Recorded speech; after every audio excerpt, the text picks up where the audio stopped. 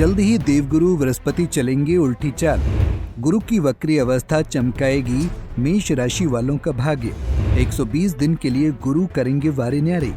मेरे YouTube page एस्ट्रोनॉलेज पर आपका स्वागत है। नमस्कार, मैं हूं नरेश कुमार। सबसे पहले उन दर्शकों का धन्यवाद जिन्होंने पेज को सब्सक्राइब किया है, पेज के वीडियोस को शेयर कर रहे हैं, लाइक कर रहे हैं और कमेंट बॉक्स में हमें अपनी राय भी लगातार भेज रहे हैं। दोस्तों, आज के वीडियो में बात करेंगे देवगुरु बृहस्पति की। देवगुरु बृहस्पति 9 अक्टूबर को वक्री हो जाएंगे और 4 फरवरी तक वक्री अवस्था में रहेंगे। ये लगभग 120 दिन का समय है जब गुरुदेव जो देवगुरु हैं वो वक्री रहेंगे। अब इसके परिणामों को जानने से पहले सबसे पहले ये देखते हैं कि वक्री और मार्गी अवस्था आखिर क्या होती है और ज्योतिष में इसका इतना महत्व क्यों है। इस पर थोड़ी सी 1 मिनट की चर्चा कर लेते हैं। पहले ये बता देते हैं ताकि आपको समझ आ जाए कि एक्चुअल में वक्री और मार्गी क्या होता है और उसका फल क्यों इतना इम्पोर्टेंट समझा जाता है एस्ट्रोलॉजी में।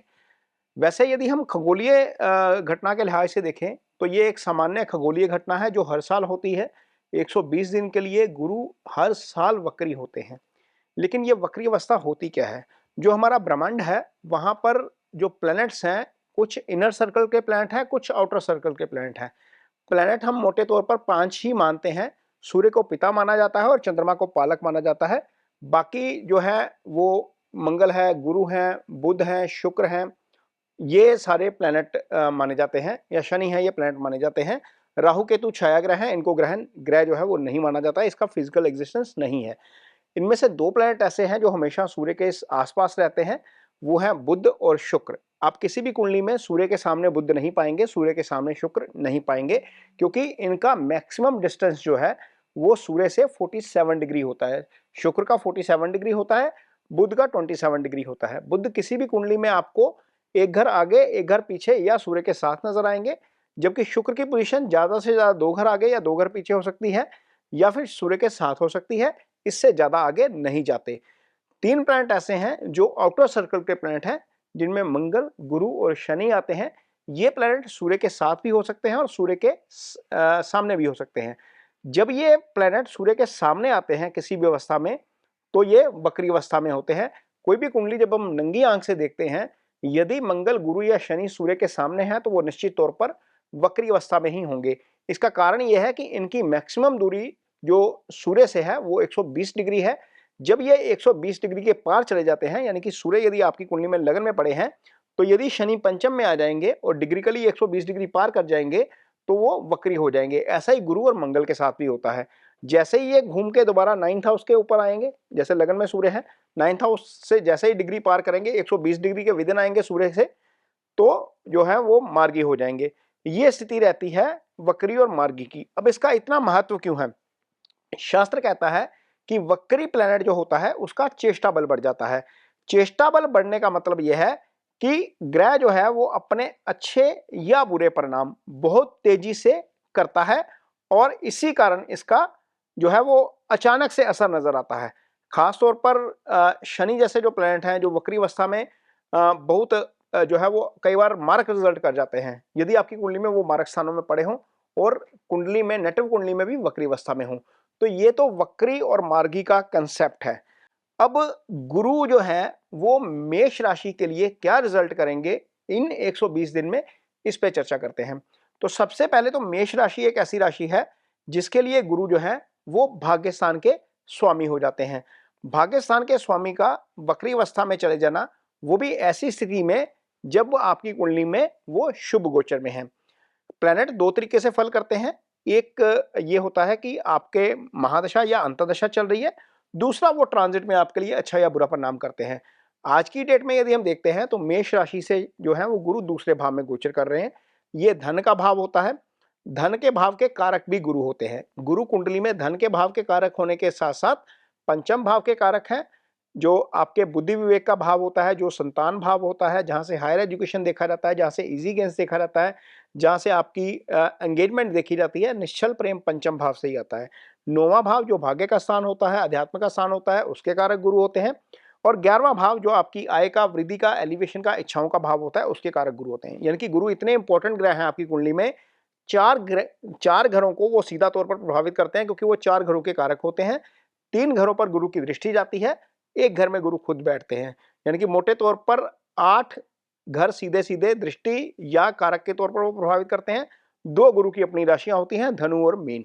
तो इतनी इंपॉर्टेंस है गुरु की। यदि गुरु की पोजीशन आपकी कुंडली में अच्छी हो जाती है तो आपको उसके बहुत अच्छे रिजल्ट मिलते हैं।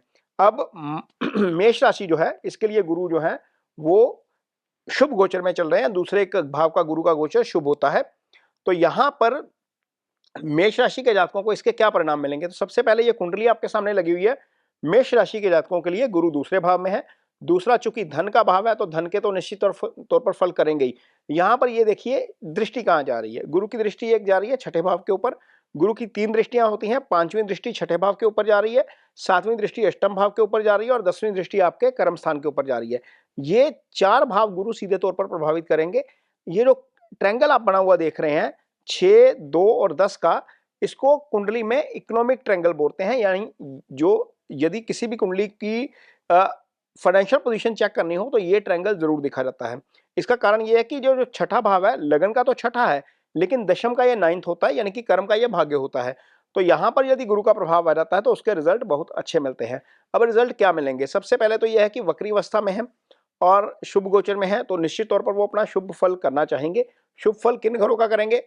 एक तो भाग्य स्थान का फल करेंगे, एक कर्म स्थान के ऊपर दृष्टि है, कर्म का फल करेंगे, छठे के ऊपर दृष्टि है, छठे का फल करेंगे, अष्टम के ऊपर दृष्टि है, अष्टम का फल करेंगे। क्या फल हो सकता है?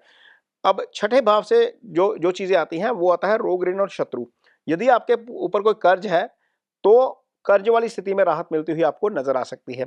यदि कोई कोर्ट केस चल रहा है तो कोर्ट केस में आपको थोड़ी सी राहत मिलती हुई नजर आ सकती है। यदि आप किसी रोग से पीड़ित हैं तो हो सकता है कि गुरु वहां पर आपको रोग से राहत देने का काम करें। मैं रोग से पीड़ित इसलिए बोल रहा हूं क्योंकि अष्टम भी रोग स्थान होता है, अष्टम लंबी बीमारी का भाव होता है, अष्टम भाव पर भी गुरु की दृष्टि है। यदि आपका काम रिसर्च से जुड़ा हुआ है तो रिसर्च से जुड़े लोगों के लिए ये काम, ये समय जो है वो 4 महीने का काफी अच्छा रहने वाला है। यहाँ अचानक धन लाभ हो सकता है क्योंकि अष्टम से अचानक धन लाभ भी देखा जाता है। यदि आप कारोबार करते हैं तो कारोबार के लिहाज से समय अच्छा है क्योंकि दशम स्थान के ऊपर गुरु की दृष्टि है। यदि आप नौकरी करते हैं तो नौकरी के लिहाज से भी समय अच्छा है क्योंकि यहाँ पर आपका अपने कार्यस्थल पर प्रभाव बढ़ेगा। आप निश्चित तौर पर ज्यादा कॉन्फिडेंट पाएंगे खुद को। चूंकि भाग्य आपका साथ देता हुआ नजर आएगा, भाग्य स्थान का स्वामी वक्र अवस्था में है, तो लिहाजा आप जो भी काम करेंगे वहां पर आपको उसके बेटर रिजल्ट मिलते हुए नजर आएंगे। यानी कि टोटल जो इम्पैक्ट नजर आ रहा है वो आपके धन स्थान के ऊपर है, कर्म स्थान के ऊपर है, छठे भाव के ऊपर है। तो इन तीनों भावों से संबंधित गुरु आपको निश्चित तौर पर अच्छा फल करेंगे, अष्टम और 9th के भी अच्छे फल करेंगे। तो ये मेष राशि के जातकों के लिए 120 दिन तक जो जब ये गुरु वक्री रहेंगे वो निश्चित तौर पर अच्छा रिजल्ट कोई ना कोई जरूर कर जाएंगे, खासतौर पर इन भावों से के संबंध में। और यदि आपके आप सिंगल हैं तो हो सकता है कि आपको कोई ना कोई लाइफ में मिल भी जाए क्योंकि गुरु पंचम के भी कारक होते हैं। तो पंचम निश्चल प्रेम का भाव होता है, एंगेजमेंट यहीं से आती है जैसे मैंने पहले बताया। तो जिन भावों के गुरु कारक हैं आय के, उसके फल अच्छे करेंगे, भाग्य के फल अच्छे करेंगे, धन के फल अच्छे करेंगे, पंचम के फल अच्छे करेंगे। संतान जिनको नहीं है उनको संतान प्राप्ति भी हो सकती है। तो ये स्थिति रहेगी मेष राशि के जातकों के लिए गुरु के इस वक्री अवस्था में रहने के दौरान। और यदि आपकी कुंडली में गुरु की पोजीशन खराब है, गुरु अस्त है, गुरु 6, 8, 12 पे पड़े हुए हैं, गुरु आपकी कुंडली में पाप प्रभाव में है, राहु केतु एक्सिस में है, शनि मंगल के साथ है, सूर्य के साथ है, तो ऐसी स्थिति में आपको जुपिटर की कुछ ना कुछ रेमेडीज जरूर करनी चाहिए। तो सबसे पहले तो ये है कि गुरु ज्ञान के कारक हैं। ज्ञान किसी भी रूप में हो सकता है। आप अपनी नॉलेज किसी के साथ शेयर करते हो वो भी आपके लिए गुरु की रेमेडी के तौर पर काम करता है। यदि आप इतने अफोर्ड करते हो, कुछ पैसा अफोर्ड करते हो, कुछ खर्च अफोर्ड करते हो, तो किसी को शिक्षा में हेल्प करिए। किसी एक बच्चे को जो पढ़ना चाहता है लेकिन उसके पास एसेट्स नहीं है या कुछ उसके पास पैसा नहीं है पढ़ने के लिए, उसको असिस्ट करिए। वो असिस्टेंस भले ही एक कॉपी के रूप में हो, भले ही एक किताब के रूप में हो, भले ही ट्यूशन फीस के रूप में हो। ये गुरु की सबसे अच्छी रेमेडी है। गुरु ज्ञान के कारक हैं। जब जैसे जैसे आप ज्ञान फैलाएंगे वैसे वैसे आपको गुरु के अच्छे रिजल्ट मिलेंगे। अदरवाइज दूसरी रेमेडीज जो हैं वो ये है कि आप ओम ब्रह्म बृहस्पताय नमः का जप कर सकते हैं। रोजाना एक माला जप करिए, ये आपके लिए अच्छा रहेगा। शास्त्र कहता है अधिकाय अधिकम फलम, जितनी माला जपेंगे उसका उतना ज्यादा आपको फल मिलेगा। इसके अलावा ये मंत्रास की रेमेडीज के अलावा आप दान की रेमेडीज कर सकते हैं। चने की दाल, पीला वस्त्र, कोई भी पीला फल जो है वो गुरुवार के दिन दान करिए, वो अच्छा है। इसके अलावा आप यदि अफोर्ड करते हैं अगेन तो आप पुखराज धारण कर सकते हैं। लेकिन पुखराज धारण करने से पहले ये जरूर सुनिश्चित करिए कि आपकी कुंडली में गुरु की पोजीशन छठे भाव में, आठवें भाव में, 12वें भाव में, दूसरा भाव जो मारक स्थान है वो, और तीसरे भाव में नहीं होनी चाहिए। इन भावों में पड़े जुपिटर का नग पहनने से या स्टोन पहनने से इसका नुकसान ज्यादा हो सकता है, लाभ कम हो सकता है। तो ये स्टोन ना पहनिए। यदि आप जुपिटर की पोजीशन केंद्र, त्रिकोण और भाग्य लाभ स्थान में है तो आप स्टोन धारण कर सकते हैं, ये आपके लिए अच्छा रहेगा। जाते जाते ये वीडियो कैसा लगा आपको, कमेंट बॉक्स में अपनी राय जरूर दीजिए। यदि ये वीडियो अच्छा लगे तो शेयर जरूर करिए, पेज को सब्सक्राइब जरूर करिए। इसके साथ ही मुझे दीजिए इजाजत। नमस्कार।